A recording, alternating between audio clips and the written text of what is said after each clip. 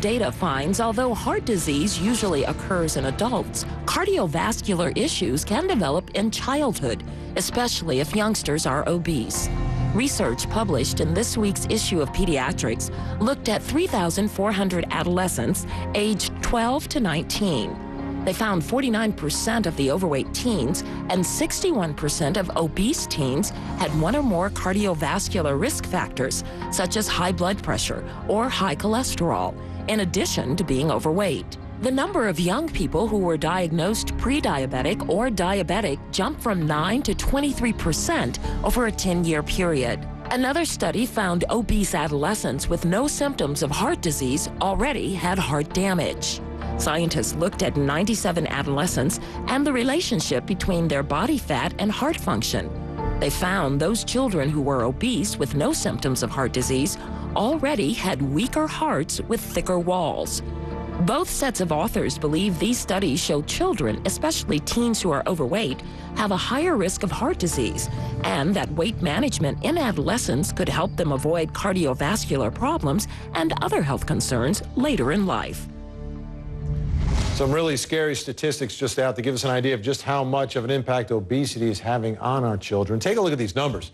New CDC study reveals that in just 8 years, the number of adolescents, we're talking about adolescents here, folks, with diabetes or prediabetes has jumped from 9% to 23%. Folks, that's almost 1 in 4 children between the ages of 12 and 19 who have or are at risk of getting this disease, and it's linked to the child obesity epidemic. I'm not talking about juvenile diabetes here. This is type 2 diabetes, much more common in adults, but now you've got a third of adolescents overweight or obese. The chance of them developing high blood pressure, type 2 diabetes, and other health problems growing at an absolutely alarming rate. We've got to take notice tonight. Joining me tonight, certified diabetes educator Laura Cipullo, also board-certified family practice physician, Dr. Kathleen London, and Caroline Castiglia, a contributor on the parental blog site, Babbel.com. Great to see everyone. Laura, you know why this scares me? Is because it's kids. It's kids, and we're not talking about juvenile diabetes. You know, we're talking about type 2, which really is linked to, lifestyle, Laura.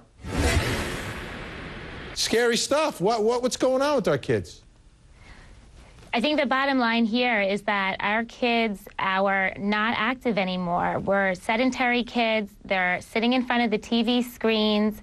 They're, going to school by a car rather than walking, and the lifestyle just has to change. This is not just related to weight. This is related to everybody. The study actually showed that all teens, regardless of their weight, have cardiovascular risk factors, at least one, and that they all were at risk for diabetes. The diabetes increased across the entire population of the study.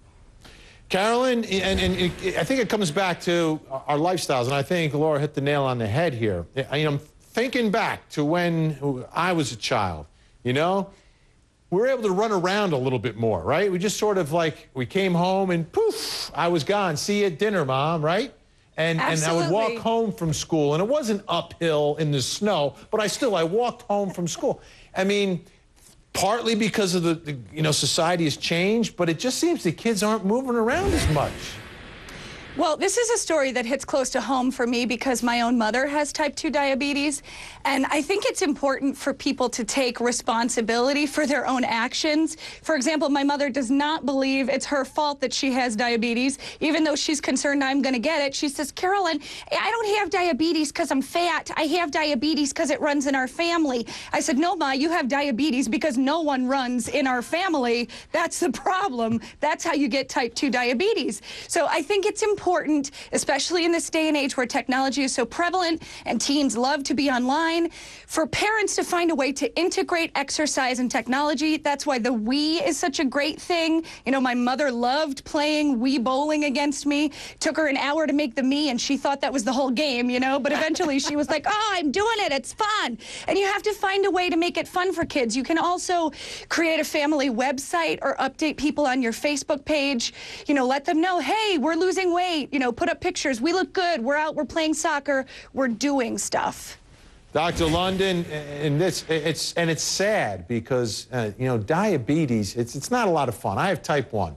It's not a lot of fun. But the best thing about it, I always say, is that we control it. It doesn't control us. So people, whether you're a child or an adult, you can take control of this thing.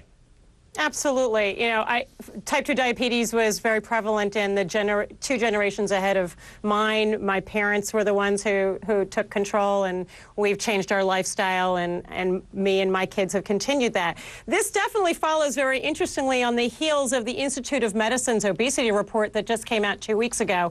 And we've seen this huge jump in obesity. Over the last 30 years, we've now got, what is it now, 17% of kids are obese with 30% overweight, and they're the future overweight and obese adults. 2/3 of Americans are now, adults are overweight. And this is so multifactorial. The report, and I'm going to echo this, really, with kids, we need to have neighborhoods that have safe parks, safe sidewalks. There are communities that don't have that. So how can we expect our kids to walk to and from school, to go play in the park, if that's not available in a community?